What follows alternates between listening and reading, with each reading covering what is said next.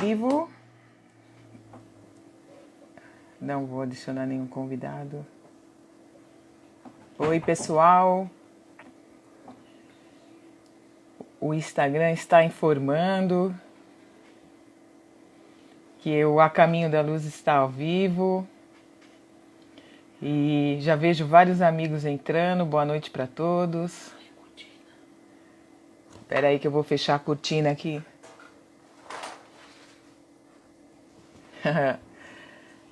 Boa noite, pessoal.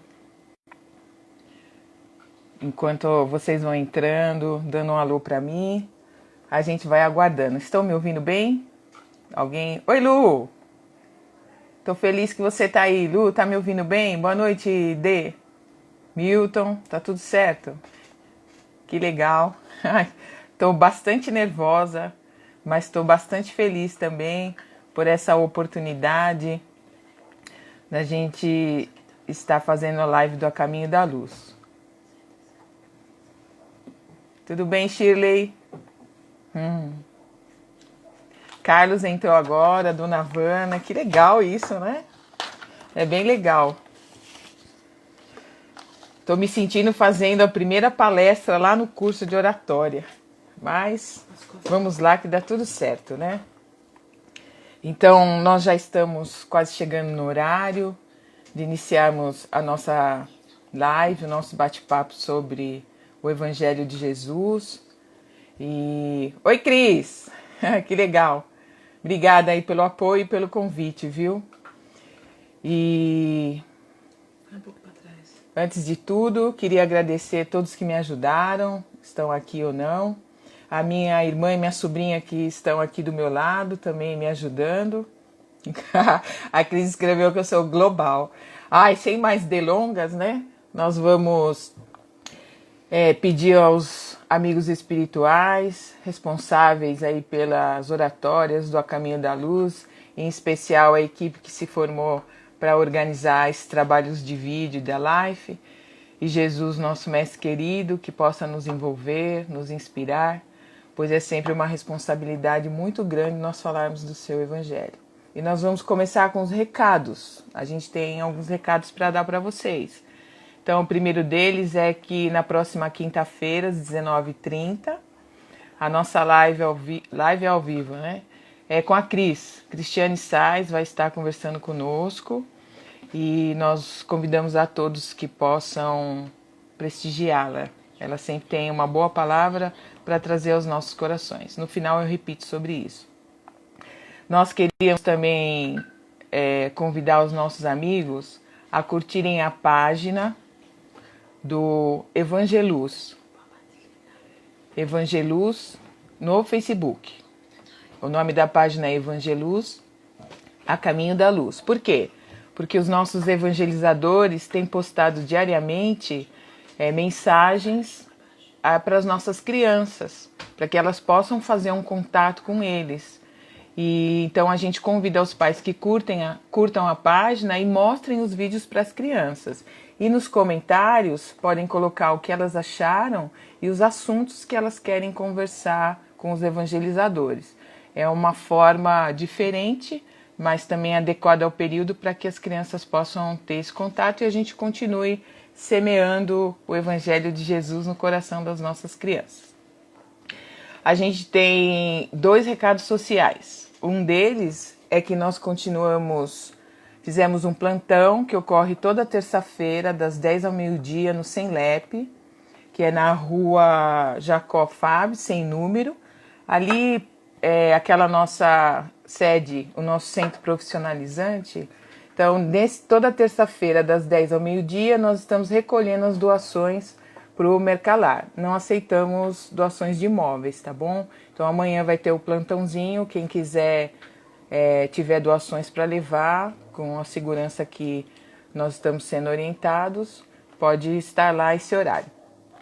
E, como vocês sabem, o A Caminho da Luz está obedecendo às orientações, então nós estamos com a nossa casa fechada, mas as nossas necessidades financeiras continuam.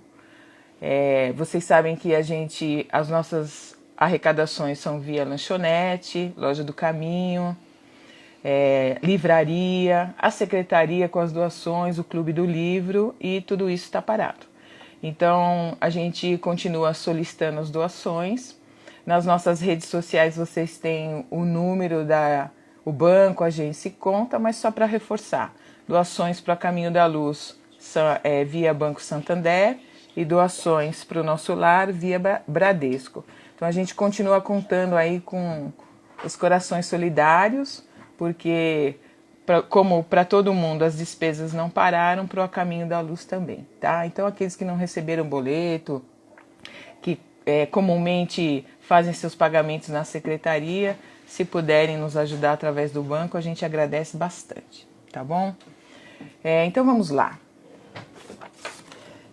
É muito difícil escolher um tema para levar para vocês nesses tempos que nós estamos passando.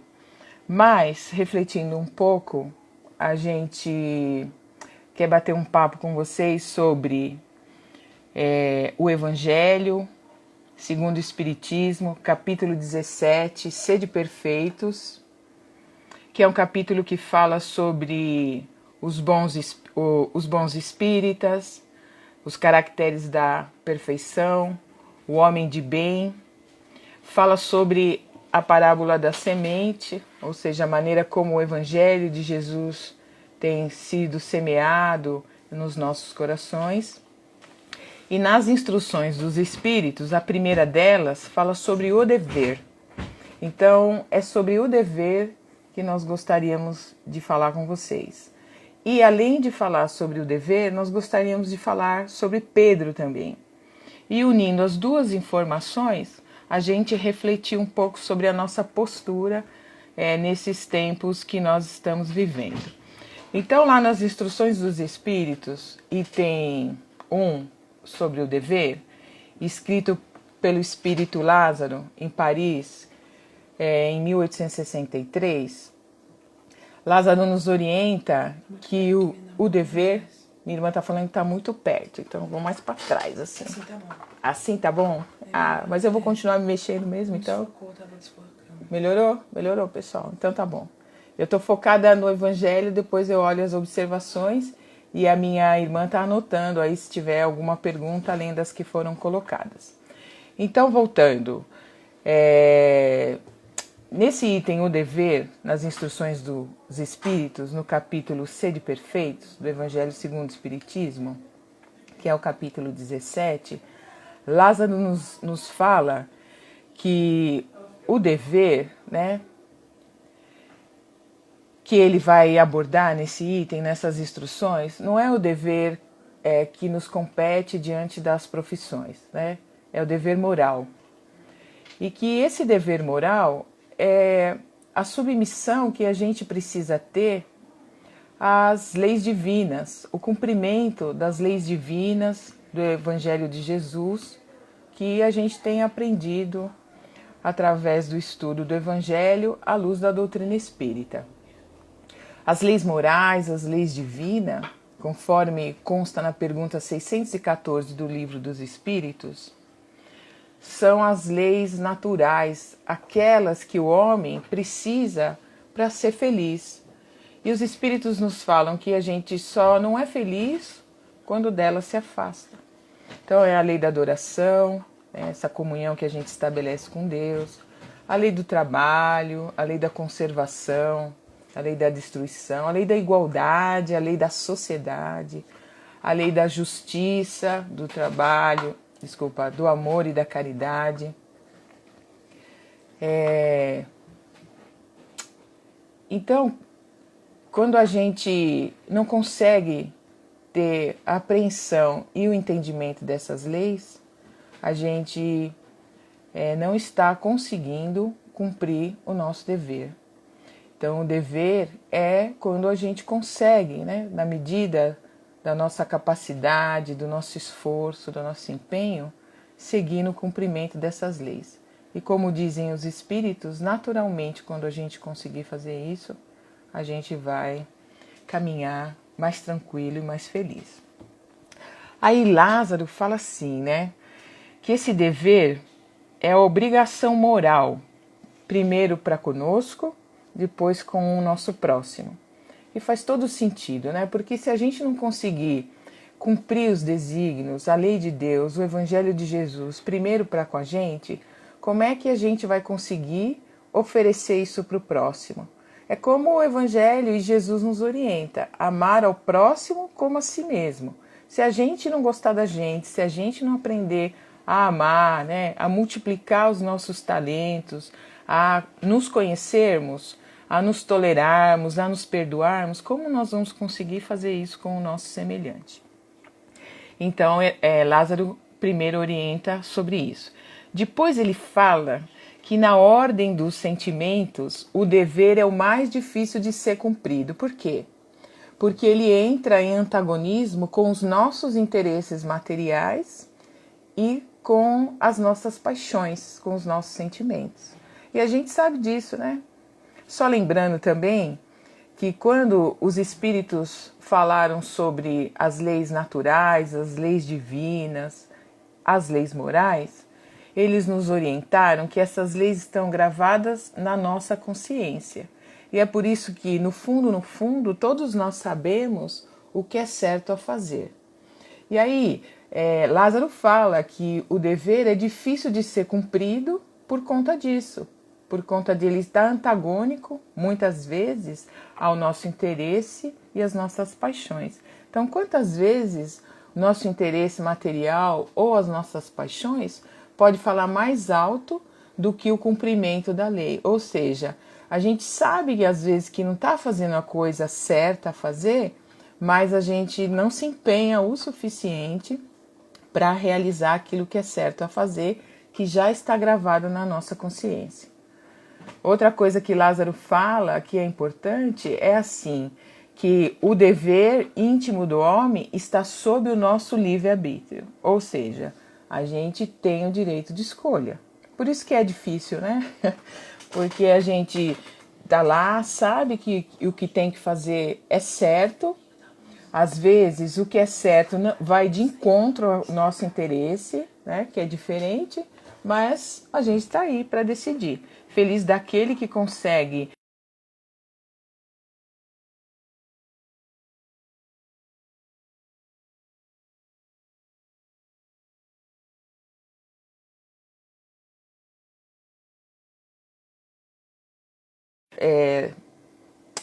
Lázaro fala que é importante a gente ler ao pé da letra. Ele diz assim, ó, o dever começa precisamente no ponto em que ameaça a felicidade ou a tranquilidade do vosso próximo e termina no limite que não gostaríeis de ver ultrapassado em relação a vós mesmos. Ou seja, quando a gente, onde começa o nosso dever, né? Começa onde a gente sentiu que vai comprometer a felicidade ou a tranquilidade do próximo. Como nós não gostaríamos que comprometesse a nossa tranquilidade e a nossa felicidade. Só que a gente é assim, né? Quando é em relação a nós, a gente grita, esbraveja e cobra uma postura, uma atitude, uma resposta do nosso irmão.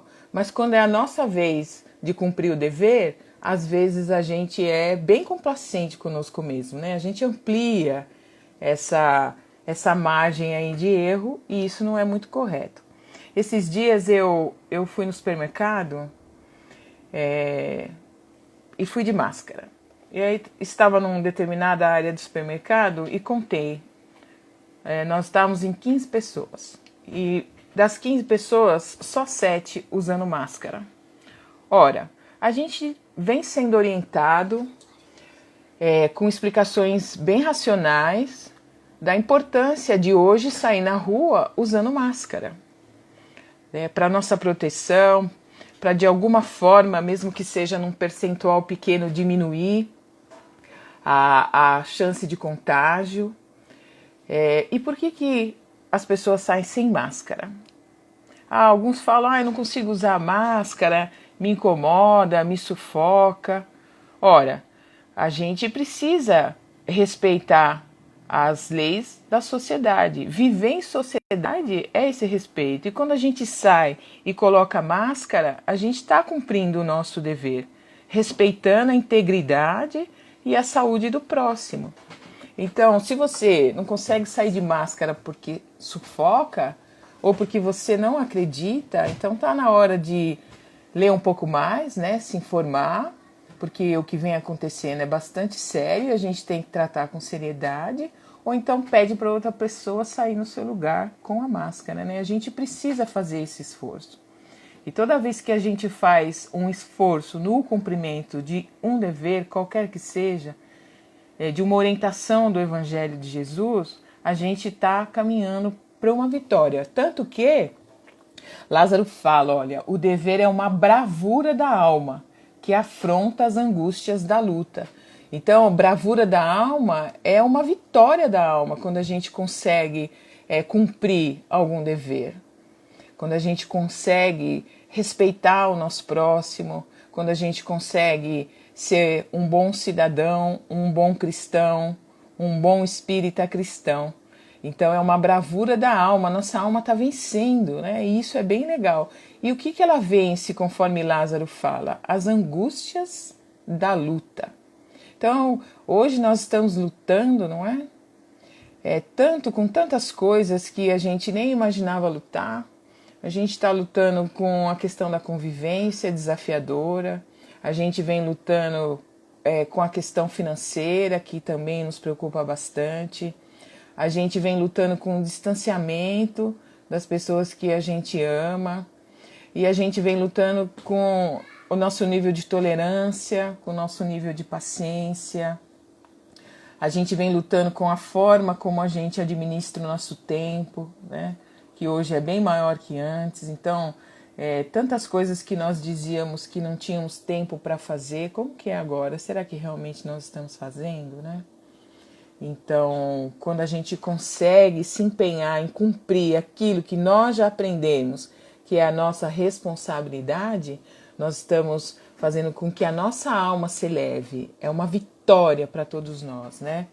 Aí ele diz assim, que o dever é rígido, é firme e flexível. Então, o que ele quer dizer com isso? Ele quer dizer que o dever, esse cumprimento do dever, ele se adapta, né? Ele se dobra às circunstâncias, às dificuldades que aparecem, ou seja, a gente vai avaliar aquela situação e o que ela está exigindo de nós, de que forma ela está pedindo para que a gente cumpra o nosso dever. Mas ele é inflexível às nossas tentações. Então, a gente sabe, tem preguiça, né? Tem preguiça, mas precisa aproveitar o tempo. Eu não gosto de ler, né? Não tenho muito hábito, mas agora é o momento de ler. Quantos, né, dos nossos alunos não têm tempo para ler os livros? Hoje eles podem ler não só o capítulo que eles vão ter que apresentar depois, mas eles podem ler o livro todo. E a gente se enriquece em relação a isso, né?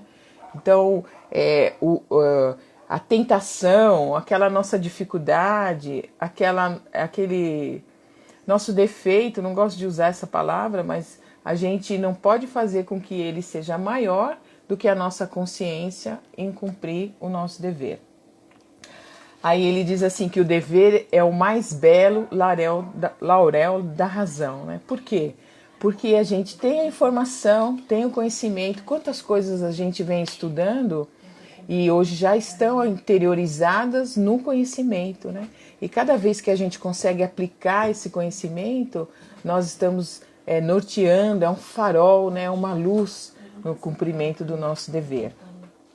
Aí ele diz assim, o homem deve amar o dever porque dá à alma o vigor necessário ao seu desenvolvimento.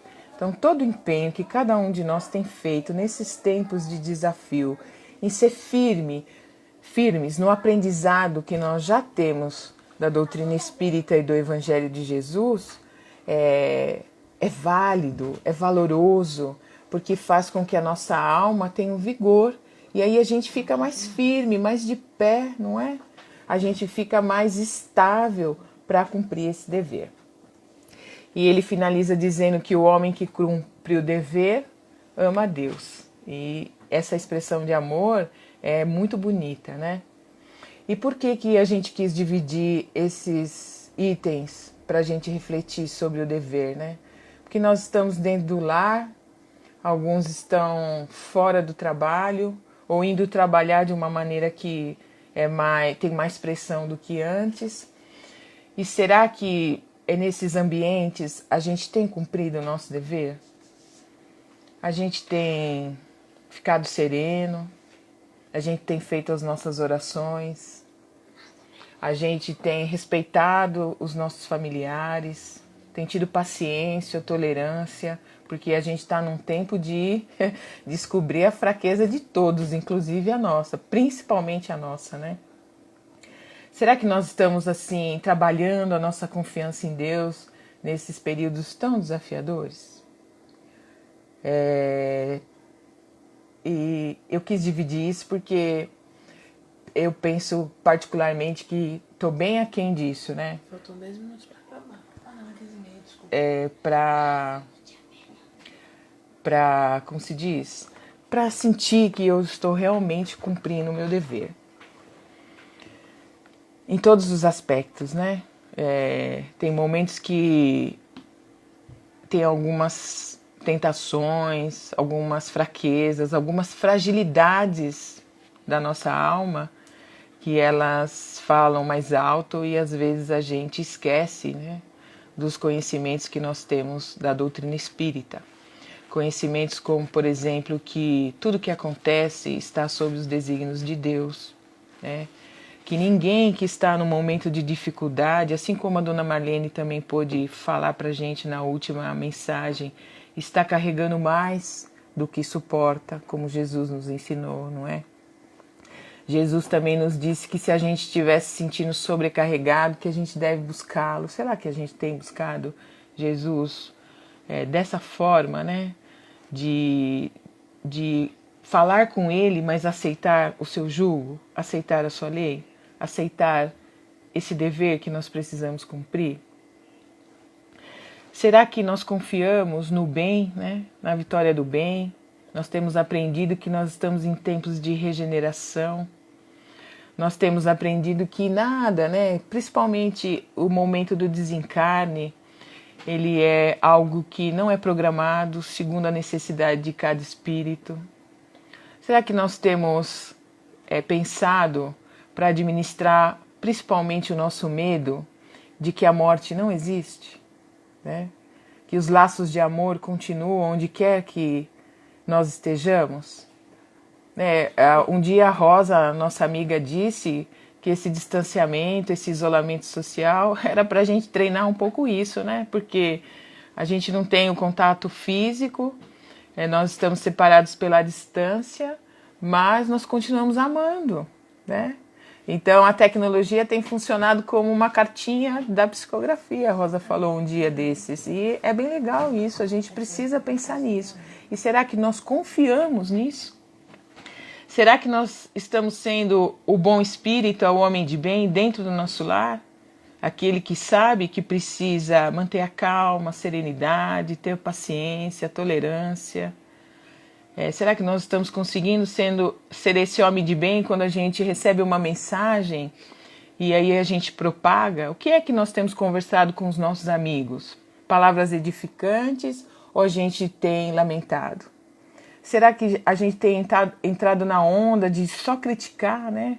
As pessoas que às vezes não entendem como nós, não têm ainda a oportunidade de ter o Cristo no coração?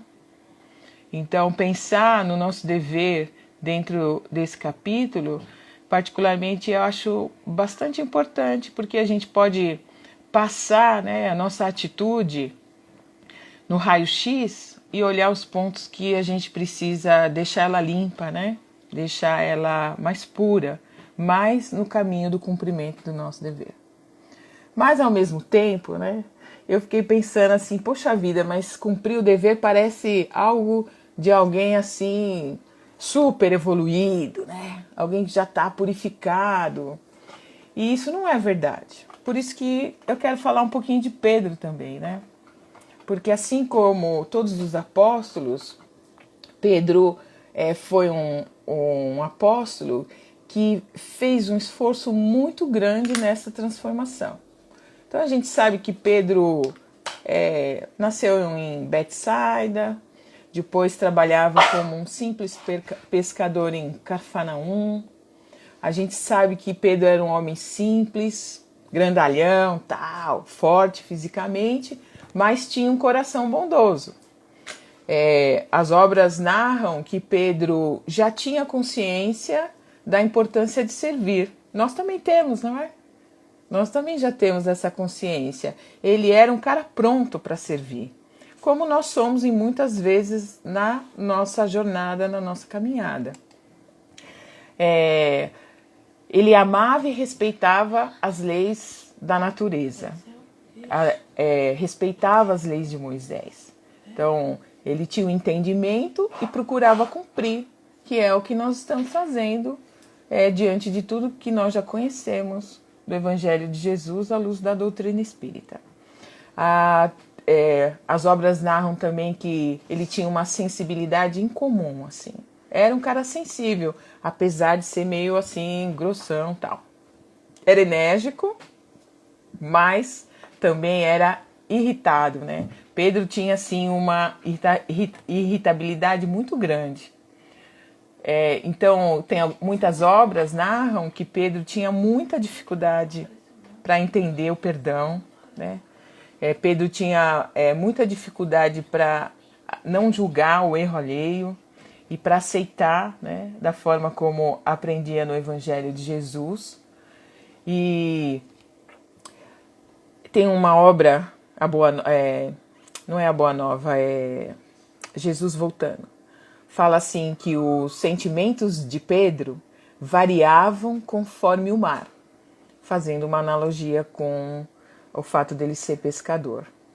E nos tempos que nós estamos vivendo, penso que o mar está bem revolto, né? Então faz sentido os nossos sentimentos serem tão estáveis, né? Ora nós estamos super bem, no outro dia mais ou menos, tem dias que nós estamos super maus, porque é da nossa natureza essa instabilidade. E era da natureza de Pedro também, ele ter os sentimentos que caminhavam, né? Que flutuavam de acordo com o mar.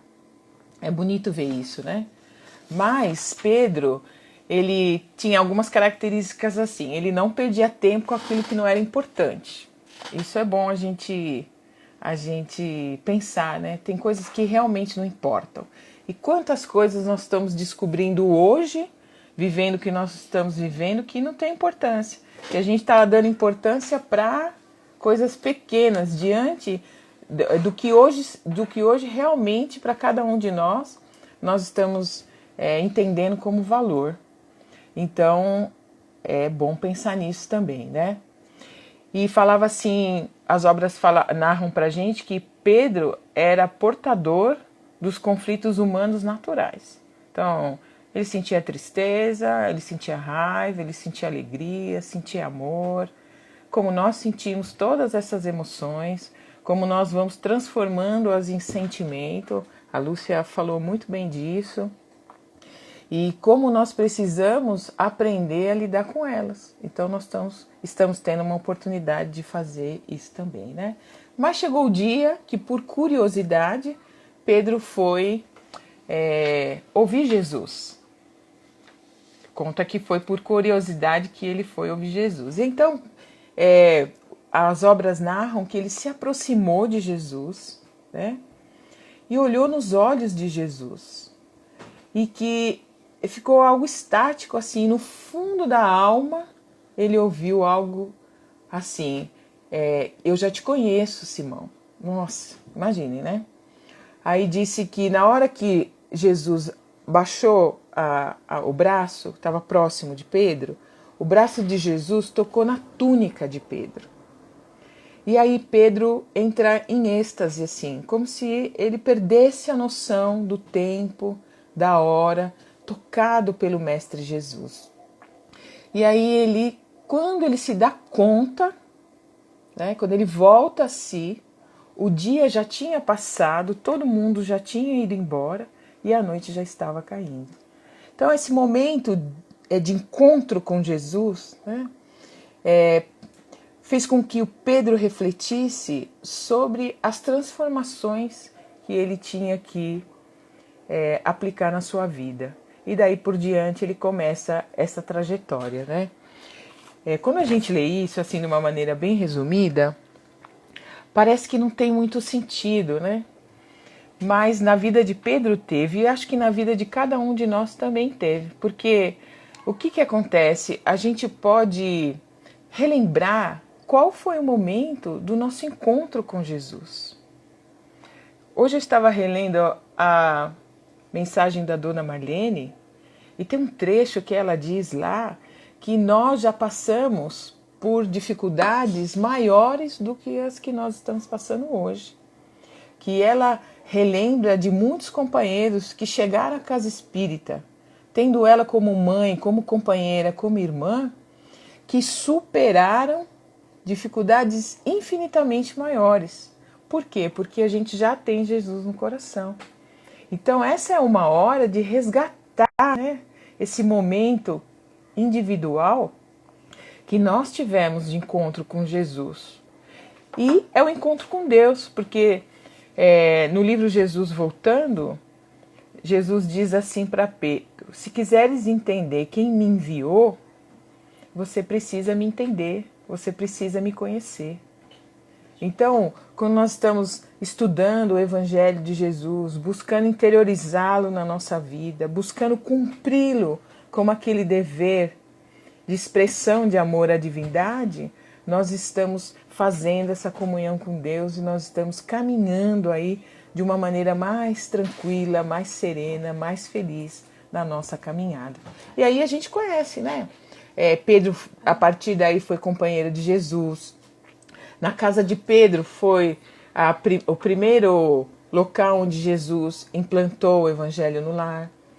Pedro tem algumas marcas morais, não é? Quando ele negou Jesus porque ele teve medo. Quando ele não aceitou, por exemplo, que Jesus apareceu primeiro para Maria de Magdala, né?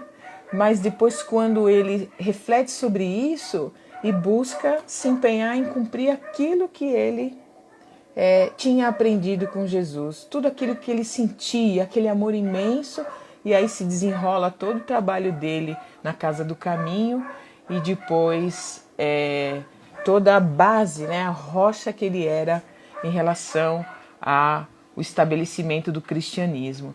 Então a gente vê que, por mais que a gente não se sinta apto ou capaz, não é?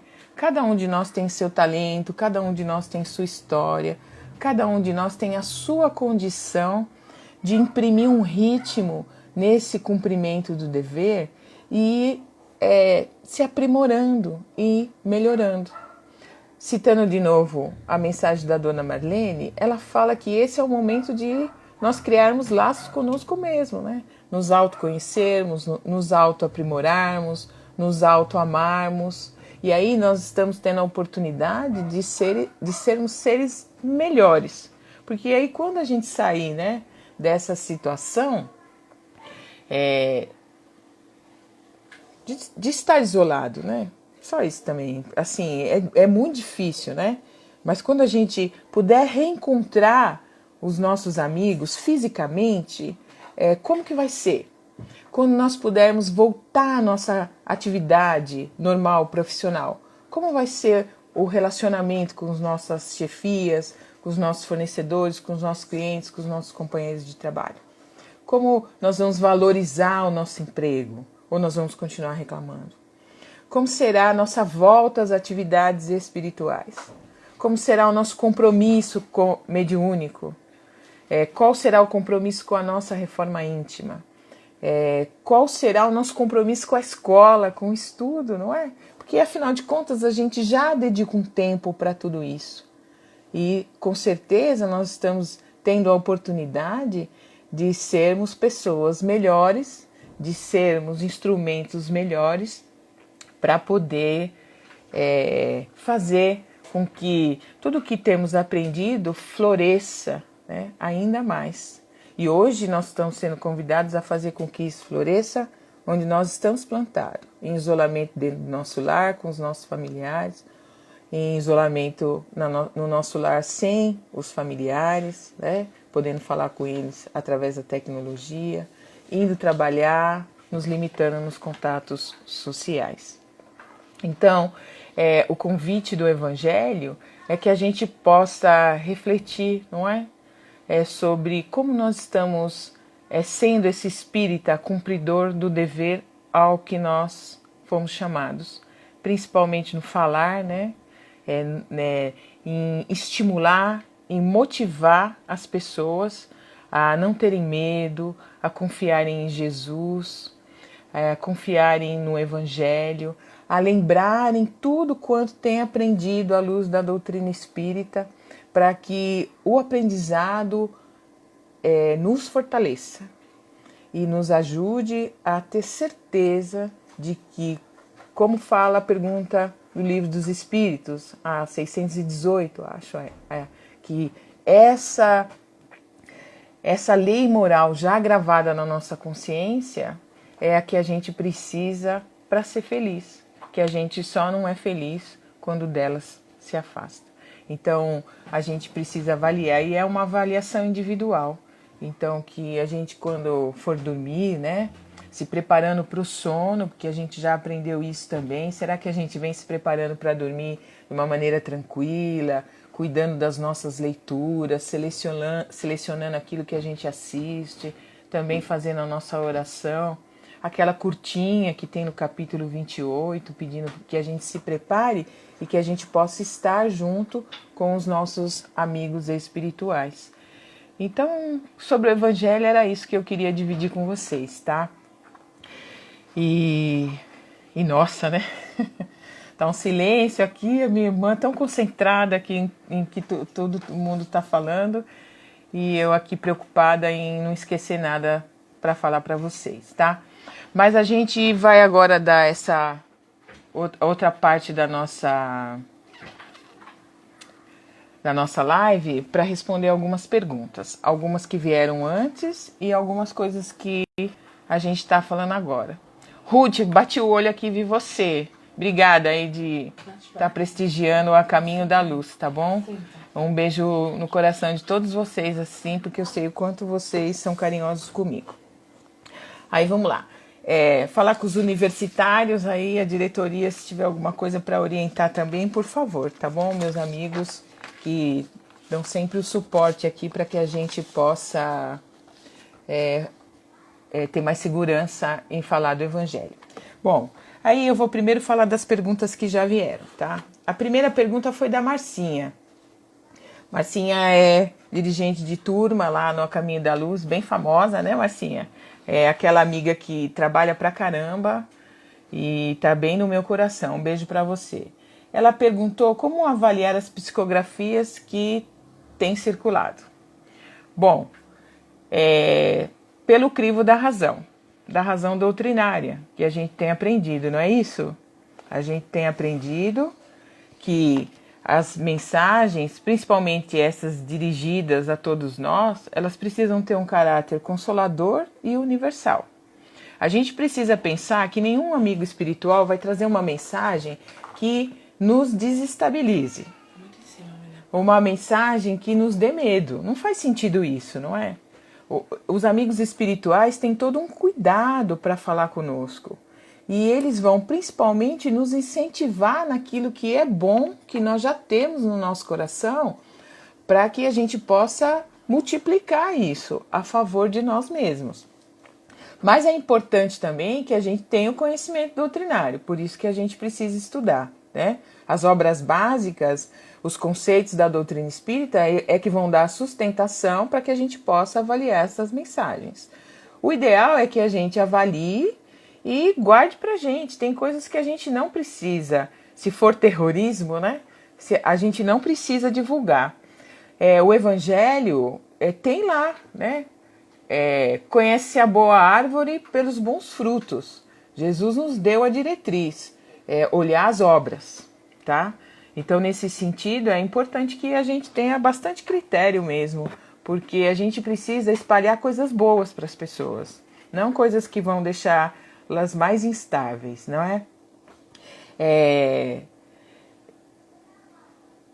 acho que é isso que a gente tem a falar sobre essas mensagens. E sendo assim um cumpridor de dever, né, um bom espírita, a gente tem a obrigação, né, de avaliar com mais critério. E se a gente tiver um ponto lá que a gente acredita que não está adequado, que vai causar em algum coração que não conhece a doutrina mais medo, mais temor, a gente não deve repercutir a informação. Nós estávamos conversando hoje e a Lúcia foi muito feliz em falar uma coisa que a gente concorda, né? Que hoje as pessoas estão assim numa ansiedade de respostas fechadas para as dúvidas que elas têm. Então, quando vai terminar a pandemia, ipsis literis, ao pé da letra, por que isso está acontecendo? E a gente não tem essa informação, né? Tem tantas informações que nós gostaríamos, mas a gente tem o principal, que é responder para nós mesmos, avaliar e responder o que essa situação está pedindo de nós. Tem muita coisa, gente, aí é uma opinião já é bem pessoal, né? Então é um pleonasmo, mas ele precisa dessa força. Tô abrindo um parênteses. Eu acredito que tem informações que não são relevantes para colaborar com a nossa reforma íntima, tá? Então hoje a gente quer saber se tudo o que está acontecendo são respostas a profecias, mas isso ajuda em quê? Né? Quando eu tenho que, dentro do meu lar, ser mais tolerante. Ajuda em quê? Quando eu tenho que buscar mais alegria para a minha vida, para não deixar que a tristeza tome conta. Então a gente não vai, com respostas prontas ou fechadas, colaborar com aquilo que nós temos que fazer pelo esforço próprio.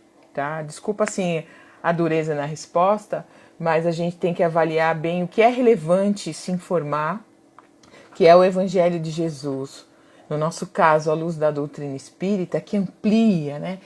Dá essa visão da continuidade da vida, que a morte não existe, que os laços de amor continuam, que existe uma lei de causa e efeito, que a gente precisa estar centrado no plantio para fazer uma boa colheita, que a nossa palavra tem energia, que o nosso pensamento tem vida. Então a gente precisa estar focado nisso para poder se fortalecer nessa hora de tantos desafios.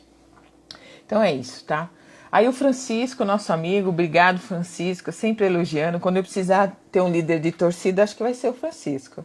Aí ele perguntou assim sobre o Evangelho no Lar, né, que agora que a nossa casa está fechada, se mudou o formato do Evangelho no Lar. Então, e como é que a gente faz em relação às vibrações e como é que a gente faz em relação às pessoas que estão longe de nós e que participavam do Evangelho no Lar. Então, primeiro é importante a gente lembrar que a nossa casa espírita está fechada só materialmente. Nós já recebemos a mensagem do Luizinho, já recebemos a mensagem da Dona Marlene, e a gente sabe que o plano espiritual não para de trabalhar, não é? Então, o que acontece? A nossa casa espírita está em atividade espiritual, no socorro, no acolhimento, na doutrinação, em N tarefas que a gente sabe que a espiritualidade desenvolve. Então, isso não para. E a mesma espiritualidade que participava do seu Evangelho no Lar antes da nossa casa estar fechada, é a mesma que participa agora.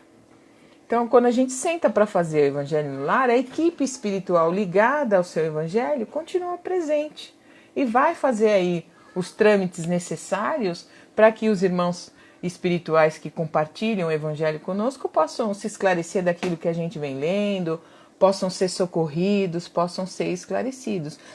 O momento de oração na nossa casa, no nosso lar, ele vai nos ajudar a proteger o nosso lar, a proteger as pessoas que estão em nossa volta, né? Trazer para a gente uma oportunidade de refletir sobre o Evangelho e vai gerar uma energia, sem dúvida nenhuma, que é utilizada pela espiritualidade em prol de quem precisa, tá? Então é importante que a gente pense e saiba e entenda que o formato do nosso Evangelho continua o mesmo, o Evangelho no Lar. Então nós vamos sentar, vamos fazer lá a leitura do evangelho, sem crítica, né? Sem achar, ó, esse evangelho caiu para você, né? Que normalmente a gente fala isso. Imagine nesses tempos onde os nervos estão mais aflorados, aí cai lá a lição do cólera, aí você vai falar assim, tá vendo? A cólera é para você, né? Então não tem nada disso no evangelho. Tem a leitura, tem a reflexão íntima, a gente vai ouvir para nós o evangelho, vamos fazer uma leitura adicional de uma mensagem, as vibrações, podemos colocar uma garrafa d'água e pedir para que a espiritualidade fluidifique aquela água para a nossa semana, para que a gente possa tomar aquela água fluidificada, porque a equipe espiritual vai fazer isso. E na hora das vibrações, a gente não relacionar nome de ninguém. Se nós tivermos que orar pelos nossos amigos, pelos nossos familiares, nós podemos fazer de forma genérica, não é? Os nossos familiares mais próximos e mais distantes, os nossos amigos, porque cada um deles tem necessidades. Então, que Jesus possa estar presente, que eles possam elevar o pensamento a Deus e Deus atender às suas mais íntimas necessidades. Então, veio uma pergunta que a pessoa está relacionando o nome de todo mundo que precisa de auxílio. No Evangelho no Lar não é essa necessidade, mas se você elevar o seu pensamento e orar por todas as pessoas que estão passando pelo desafio da contaminação, por todas as pessoas que já desencarnaram, a espiritualidade vai usar essa energia do seu Evangelho, esse sentimento bom que você está emanando no seu coração, vai juntar com todos os sentimentos bons dos evangelhos nos lares de todas as famílias e vai promover esse auxílio. Aquela equipe espiritual que acompanha o seu evangelho no lar, se for permitido, ela vai fazer o socorro, vai fazer o auxílio. E isso não muda, gente. Isso não muda. A gente não precisa mudar o formato. E se tem alguma pessoa que fazia o evangelho no lar com você e hoje ela tem que ficar na casa dela, o ideal é que ela faça o evangelho no lar na casa dela, assim como você faz na sua. Não precisa a gente se conectar através do WhatsApp, Skype ou qualquer outro recurso, porque é um momento de tamanha introspecção, não é? Então é interessante que a gente aprenda também a fazer essa introspecção, a fazer essa meditação, tá bom? Que mais? Do Evangelho no Lar. Peraí, a Luciana tá ansiosa aqui, mas a gente já vai. Já falei da água. E evitar ao máximo qualquer envolvimento mediúnico. Teve uma pergunta nesse sentido também. Então, a gente tem que evitar de se concentrar. Como é que você se concentra? Tem gente que sente o sono. Então, procurar não sentir sono. Procurar, levanta, vai lavar o rosto, vai fazer alguma coisa, fica com um copo de água do lado, mas não dorme. Tem gente que fecha os olhos e viaja. Olho aberto, não fecha os olhos.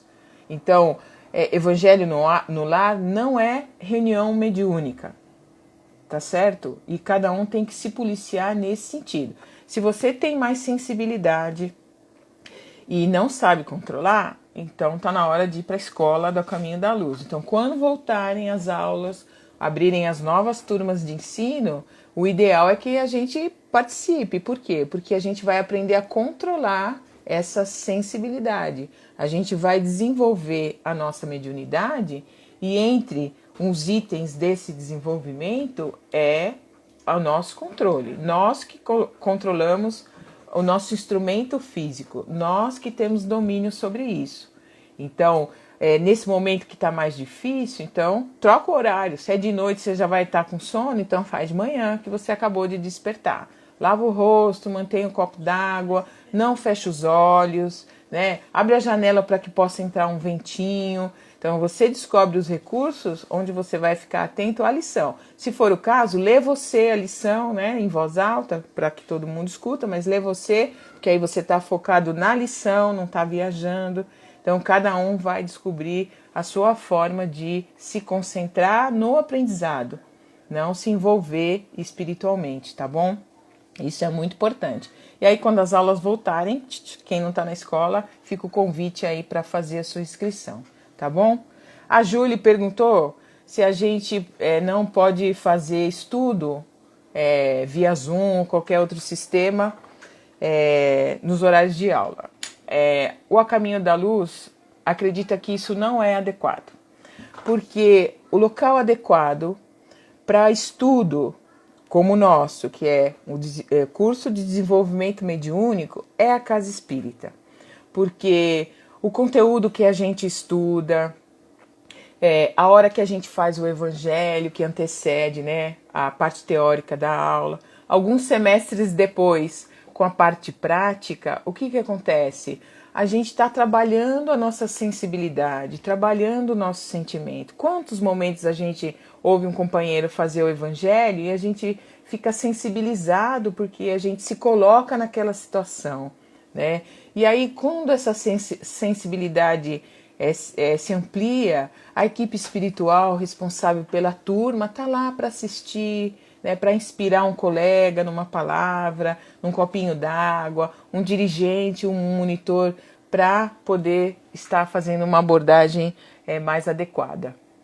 Então, o lugar para a gente estudar, o nosso curso específico de desenvolvimento mediúnico é a Casa Espírita. Então, os alunos não precisam ficar preocupados, porque quando a gente voltar, né, quando o Caminho da Luz reabrir, nós vamos dar as diretrizes seguras para a continuidade dos nossos estudos.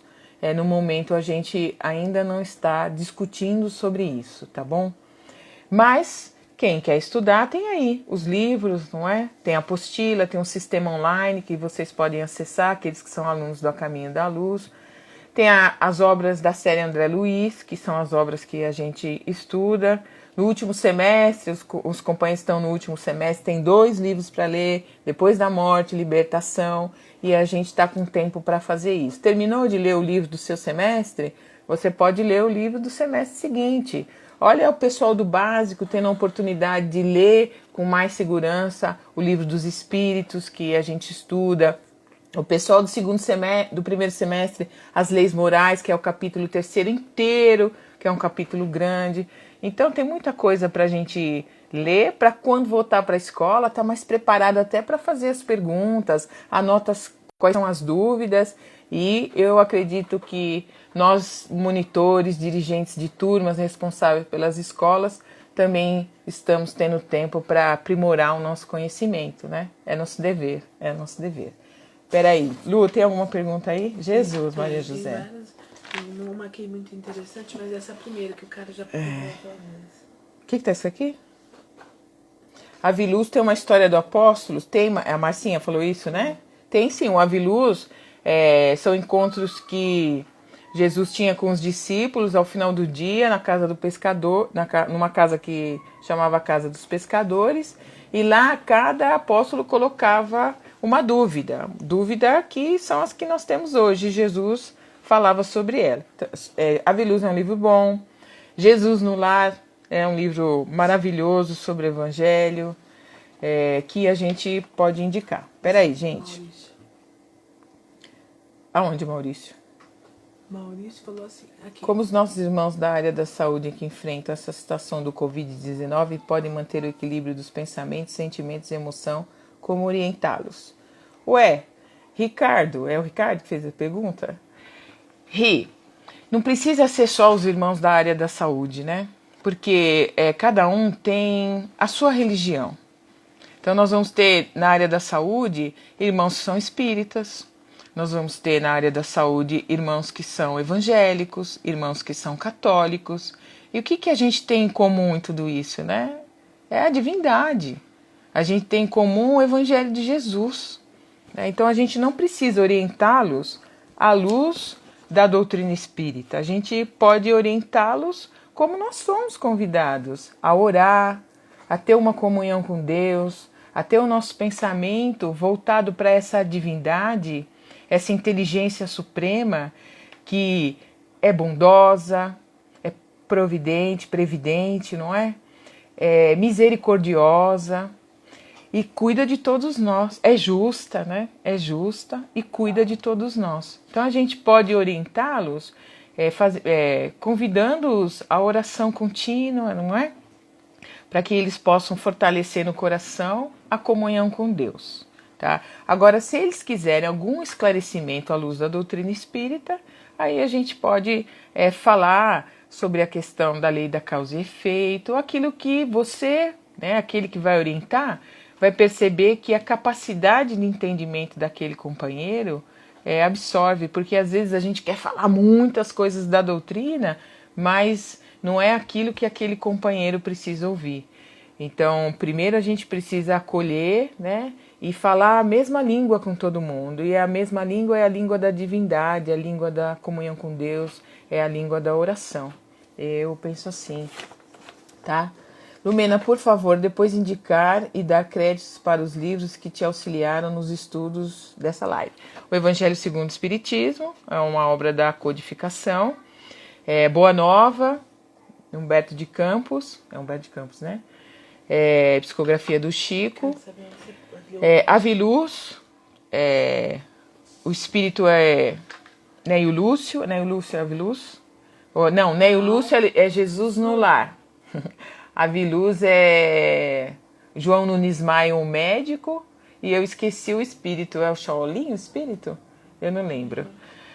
Agora misturaram aqui as informações na minha mente, tá? Essa aqui agora. Essa aqui. Essa pergunta. Depois eu vou. Quando volta o caminho da luz? Quando Deus mandar. Eu vou mudar. Quando Deus orientar através das autoridades humanas. Tá certo? O caminho da luz está respeitando as orientações de isolamento social. E a gente não pode se responsabilizar por nenhum risco em relação à aglomeração, gente. Nós estamos numa fase ainda de transmissão do vírus. Então, todas as cautelas que nós estamos sendo convidados a tomar em relação ao distanciamento físico, ao isolamento social, ao uso de máscaras, à higienização assídua, a gente precisa ser responsável nesse sentido. E o caminho da luz está buscando essa responsabilidade, a parte de qualquer dificuldade, de qualquer ordem que nós possamos estar vivenciando. E isso é doutrina espírita, né? Porque a gente tem que cumprir o nosso dever em relação à lei da sociedade, à lei do trabalho e tudo mais. A Lia, amiga da Flá, perguntou, tem malefícios em colocar o nome? Aqui está escrito assim, a Lia perguntou, tem malefícios em indicar nomes na oração? É que às vezes, Lia, a gente não está assim, não é... O nosso lar ainda é passivo, né? Porque nós somos muitos... Imagina, a gente está instável no nosso sentimento. Hoje eu estou bem e tal, estou fazendo meu evangelho no lar e tal. Aí daqui a pouco, às vezes logo em seguida do evangelho, não sei se acontece isso com vocês, mas é comum, né? Alguma coisa, pum, me irrita. Aí eu já fico irritado, meu sentimento, minha emoção está diferente, aí eu já abro a minha mente e esse meu sentimento, essa minha emoção, esse meu pensamento já me conecta com coisas que não são tão boas, né? Aí você imagina, na hora do evangelho no lar, você está tão compadecido de alguém, tão triste por aquela pessoa estar envolvida naquela dificuldade, né? Naquela imagem que a gente às vezes vê na televisão e quando se remete o nome a uma pessoa, vem alguma coisa na sua lembrança, no seu pensamento e aí naturalmente no seu sentimento, você pode não estar preparado para aquilo. Você mesmo, citando o nome, se envolvendo nos sentimentos que esses nomes trazem para você, pode estar se ligando àquilo. É muito sutil isso, né? Por ser sutil, por muitas vezes a gente não perceber, a literatura espírita mostra isso de uma forma bem ampla, né? Casos que a gente pode ver nas obras do André Luiz, várias delas, missionários, mensageiros, enfim, é só pegar